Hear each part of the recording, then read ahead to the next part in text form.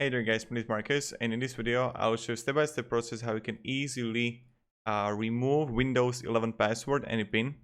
Now, if this video is going to be helpful guys, you can easily just share it down below in the comments that it helped you. So when other people will come here, they will see like, okay, yes, it was helpful.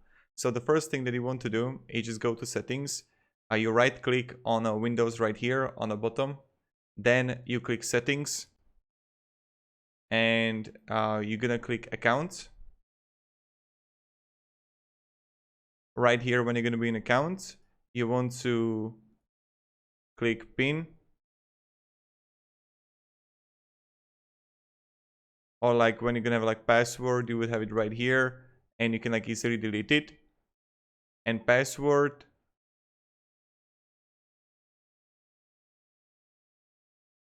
and then you're gonna like have it pin and then password right here. So you could like change, and that's pretty much it how we do it. But pin you can easily just like remove here. So thank you, have a great day, and goodbye. See ya.